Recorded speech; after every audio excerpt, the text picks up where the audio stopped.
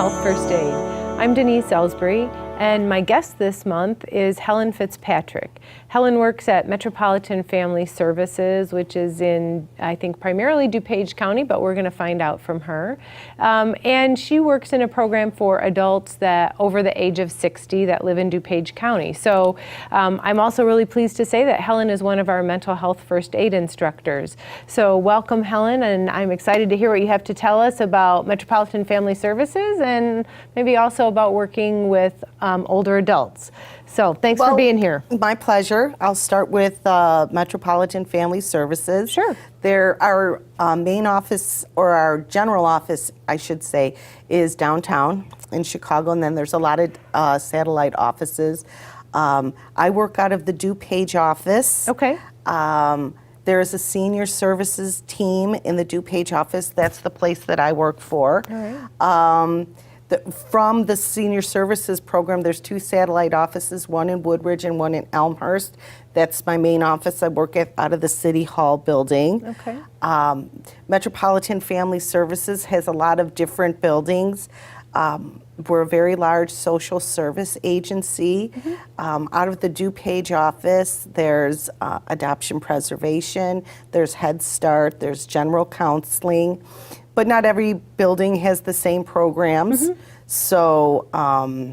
So, a really wide range of services that are provided, yeah. And a great place for people if they think they need some kind of assistance to even kind of start there in terms of seeing whether or not their need could be met, kind of thing. Yes, it's the agency itself has been around for 120 years. I think it predates the Chicago fire. It's got a fun history to it. It's been cool. through different names. Mm-hmm. And the website is metrofamily.org. And from there, whoever goes there would find out, what building they're closest to, okay. and then what services are offered there. Okay. So that's a really good place to start. Okay. Excellent, excellent.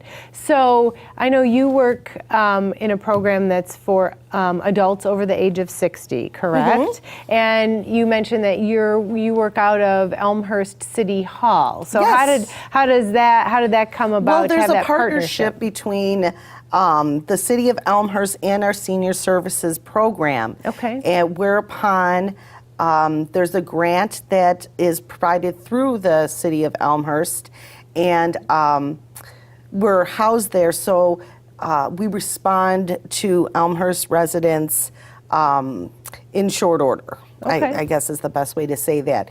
I would take referrals from the Elmhurst Police Department, the Fire Department, Code Enforcement.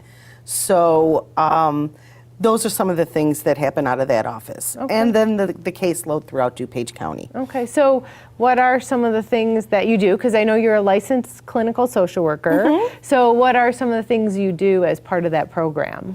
Well, I do one-on-one counseling. There's a support group out of that building. I do some case management, people who walk in. And part of that is home visits. We recognize that seniors may have difficulty with transportation. Uh-huh. So we're able to do home visits and do counseling that way. Okay. So some of your counseling's done like in office. Yes. And then some of it is done by you going to visit people in their homes. There's more home visits than not. Okay. Yeah, we recognize that transportation is an issue, and so we want to make it as easy and accessible for older adults as possible, recognizing that there are some barriers. Sure. For services. Transportation is a big hurdle. Sure.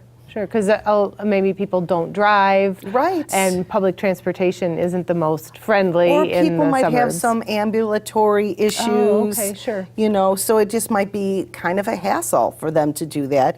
And if someone really needs the help, we just try and remove those barriers so mm-hmm. they are able to get services. Mm-hmm. Is there a fee for your services? There is no fee for the senior services program. Oh, that's awesome. I believe our other programs may have some sliding scale.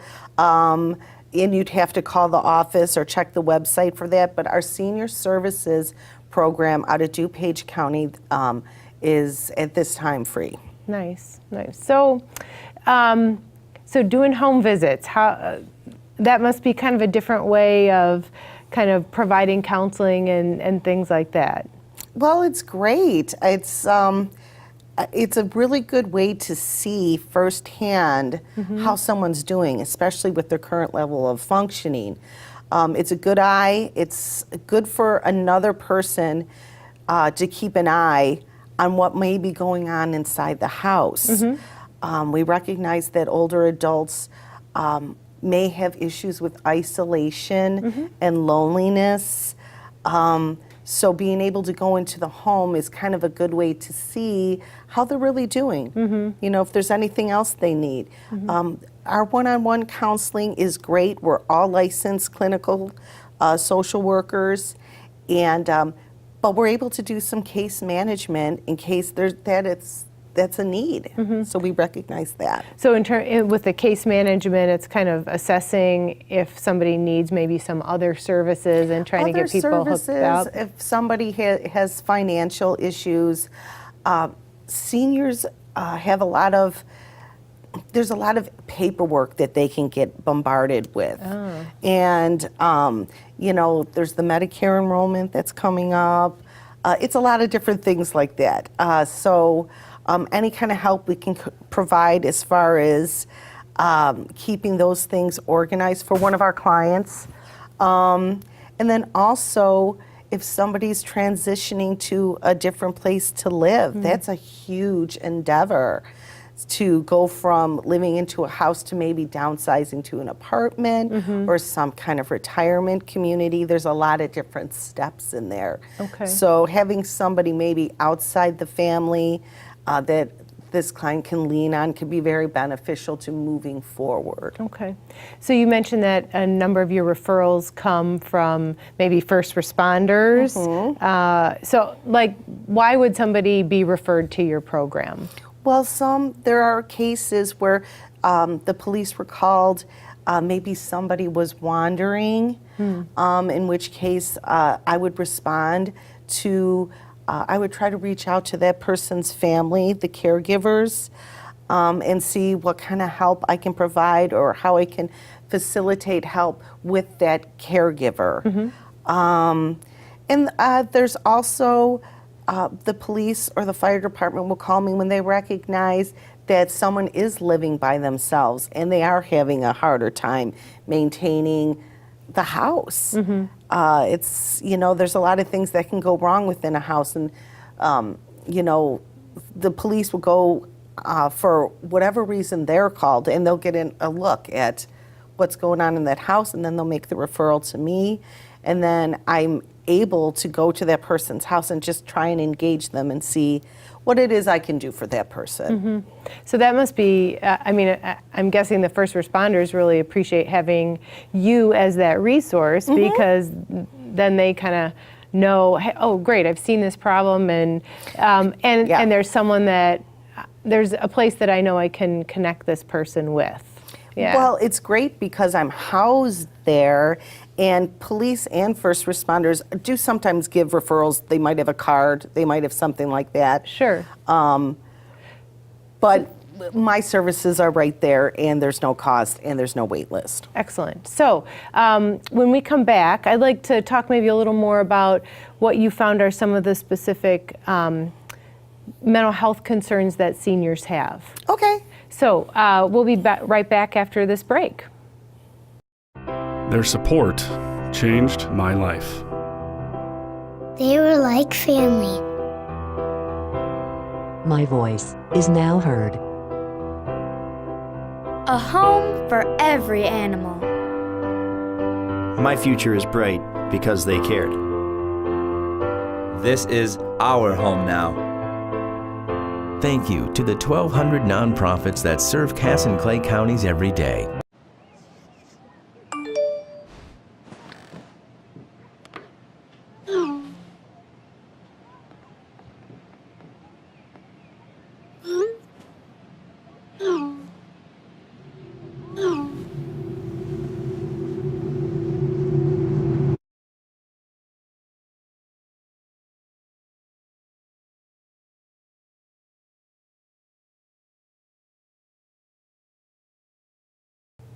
Welcome back to Mental Health First Aid. We've been talking with Helen Fitzpatrick, who works at Metropolitan Family Services, and she works particularly with adults over the age of 60. So, Helen, before the break, we were kind of talking about, your work, but maybe you can tell us a little bit more about what some of the specific mental health concerns are that seniors have. Well, we know that there's anxiety and depression are very prevalent amongst the general population, and that's certainly the case with seniors as well. And that might be something that they may have had those symptoms for a long time and have gotten used to it. So they might not even see that as an issue until they talk to somebody. From that, I would say isolation is a big issue, which kind of leads to depression. Sure. There can be issues with abuse sometimes, financial abuse and emotional, so that has to be addressed.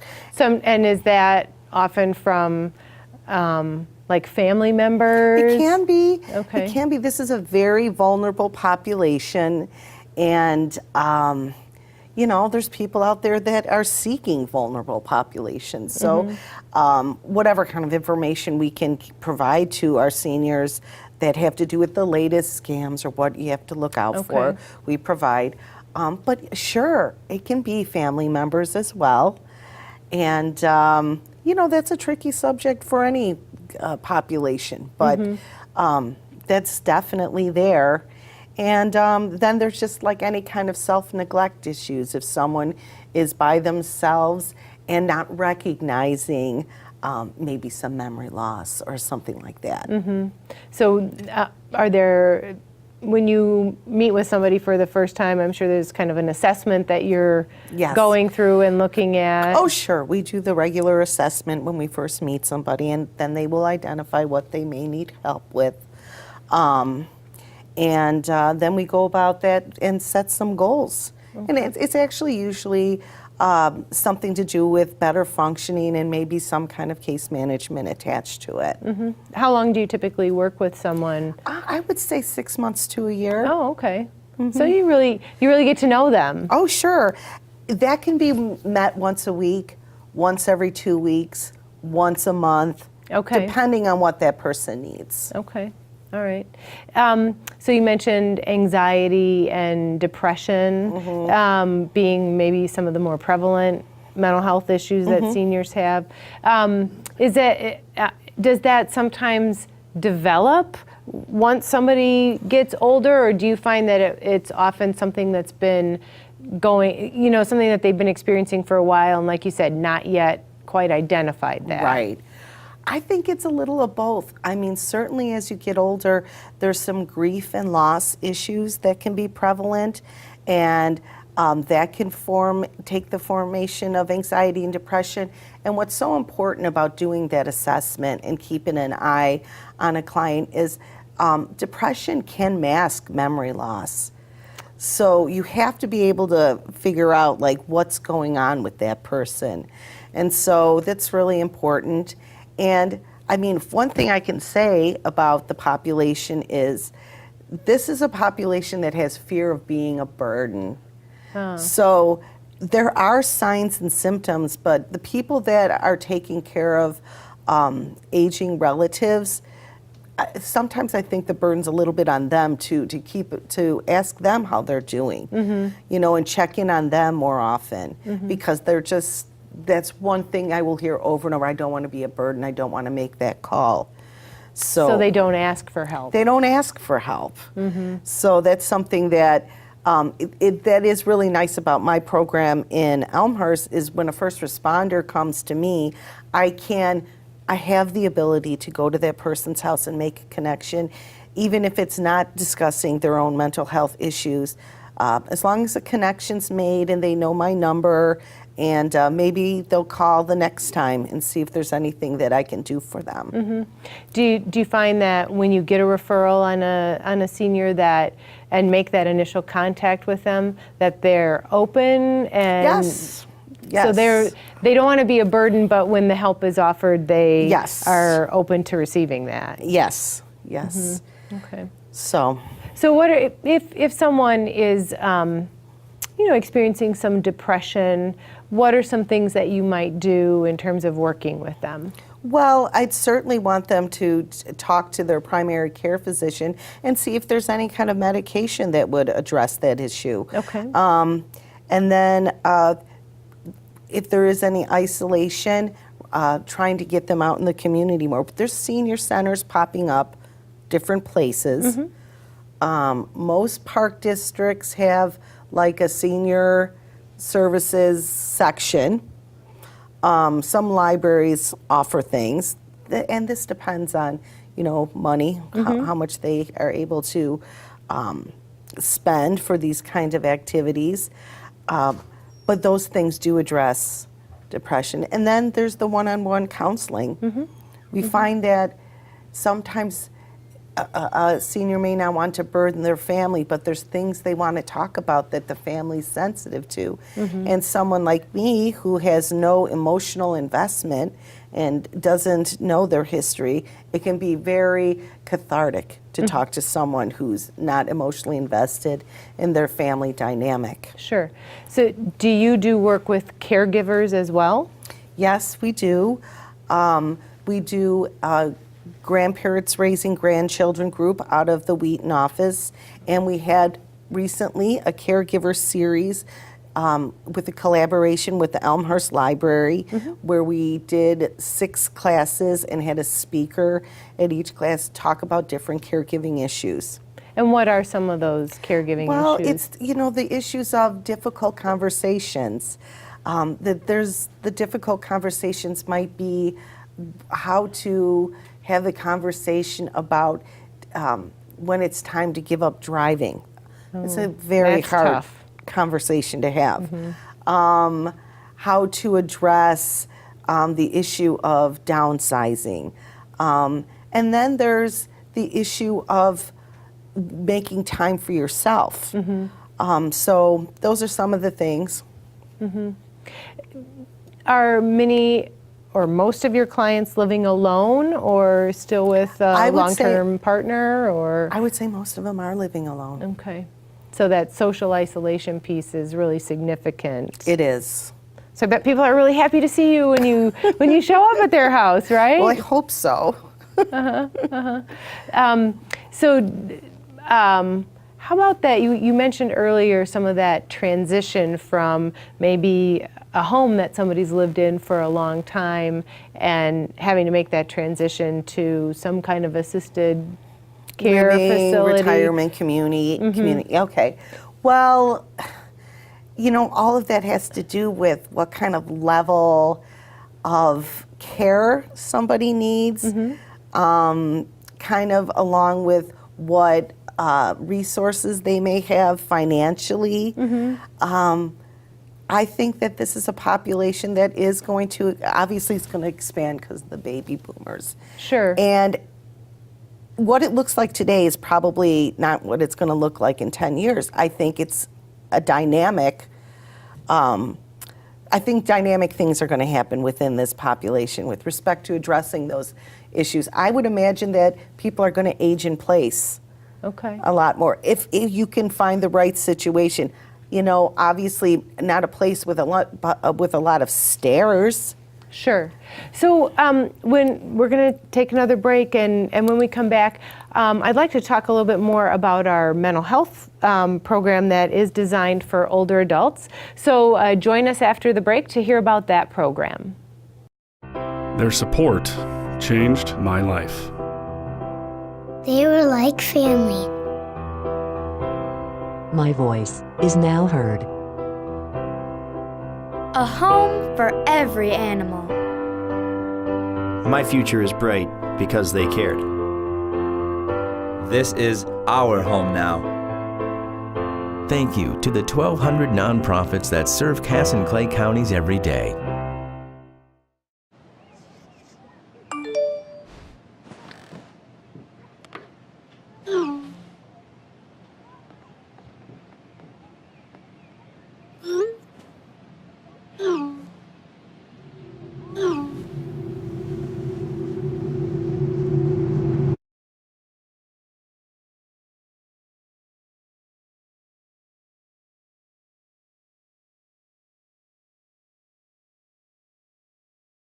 Welcome back to Mental Health First Aid. We've been talking with Helen Fitzpatrick, who works with Metropolitan Family Services. We've been chatting about what some of the unique needs of seniors are in terms of mental health concerns.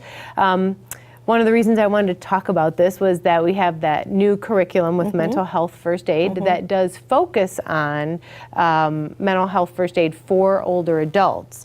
And in mental health first aid in general, we're always talking about noticing. So what are some of the things that I might be able to notice if somebody's having some mental health distress? And so if I were a caregiver of an older person, what things would I want to be kind of paying attention to, or what might I notice that would indicate to me that somebody was experiencing maybe depression or anxiety? Well, I would look at memory loss, short term, long term, because like I said, mentioned earlier, that can mask depression, and it's a really good place to start. Any kind of excessive crying or just high emotions. Kind of, so in terms of the memory loss, it would be like just being forgetful about things, misplacing things, kind of forgetting what you were doing in the middle of it, or forgetting names. That could be something neurological, or it could be something that could be addressed through counseling. A lack of focus, any kind of major event that is going on in that person's life, any kind of major loss. And I would attribute, like, even having to move and downsize, a huge loss. Sure. See, and you mentioned kind of like changing emotions. So maybe kind of that roller coaster of maybe being really happy. Someone maybe and then getting angry and then maybe crying. Those are some different ones. Do you see, is anger sometimes or irritability sometimes a factor? I see that, and I see it often like attached to fear. As we get older, our bodies don't do what we want them to do or what we remember them doing, and that can be a loss in itself. So just accepting the aging process and normalizing it is something that we help our clients with. Are caregivers sometimes surprised when you start to talk about mental health issues related to seniors? Like, if they see something, do they tend to think it's a physical issue as opposed to a mental health issue? Well, in my case, I would say that often the caregivers kind of know in advance. Okay. Like, they say, well, mom's always kind of been this, that, or the other, or, dad's always kind of been this way. It's the difference between two generations. The language in which we speak about mental health issues and the ease in which we do is a little bit, for caregivers now, they're a little bit more used to talking about that kind of thing. So, and that's my experience, is the caregivers are open to it once we get the ball rolling. I think caregivers are very much overwhelmed by some of the more concrete things, like the move. Okay. That might be, or having to hire somebody to come in. Okay. And in that situation, there's the Family Medical Leave Act. Someone can take that time off of work. I say to all the caregivers that I speak to, this is not anything that you can do with phone calls. You really have to be on the ground and watching this. Take the week off. I mean, figure out what it is you need to do. If there's an incident that happens with your mom and dad, and they might be living alone, that's something that you really do have to be there to see and get a good idea what kind of support that senior might need. Okay. So if I'm a caregiver and I've noticed some things that I'm concerned about with, say, my parent, where maybe they're more irritable, and they're more irritable, they're crying and things like that. What's the best way for me to start a conversation with them or approach them about my concerns? Well, I think approaching it in sort of a non-judgmental way, asking them if there's anything different going on, maybe ask them about their sleep patterns, if they're sleeping. I would encourage a caregiver in that situation maybe to encourage them to go see their primary care physician and have like a sort of a neutral party kind of take a look at what's going on. Okay. And often people are willing to go to that primary care They're physician very willing to say to go like, to that, yes. and start the conversations there or something. Right. Okay. And so maybe that doctor would recommend, some kind of one-on-one counseling or support group.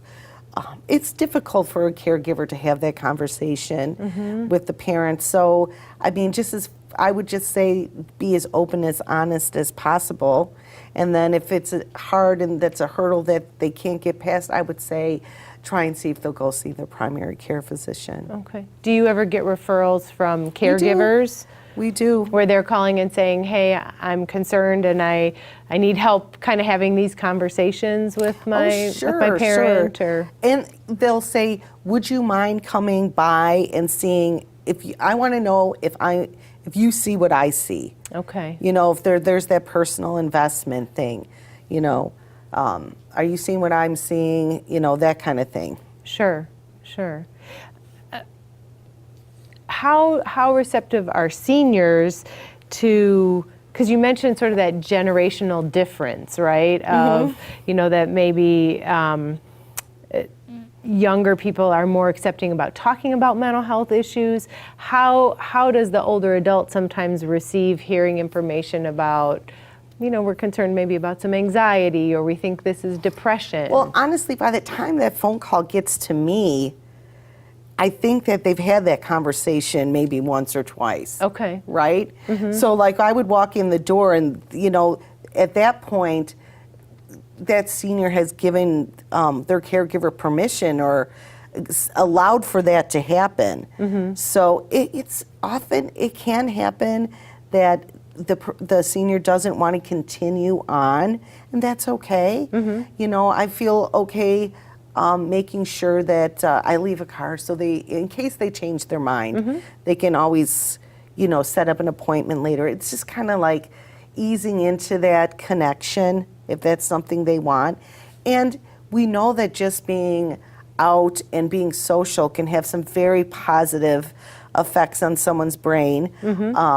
So maybe somebody only needs to see a social worker a couple of times and gets hooked into a senior center, and that's really all they really need. Awesome. So yeah, that last piece of mental health first aid, that last part of the action plan being self-help and other support strategies being a great thing. Sure. So, well, thank you very much for being with me today, Helen. Thank you for having me. Yeah, and for telling us more about, what's going on in terms of mental health with older adults and also Metropolitan Family Services.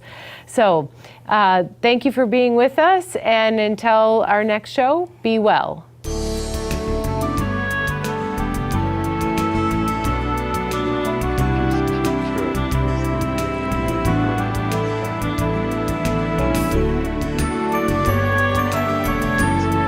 Yeah.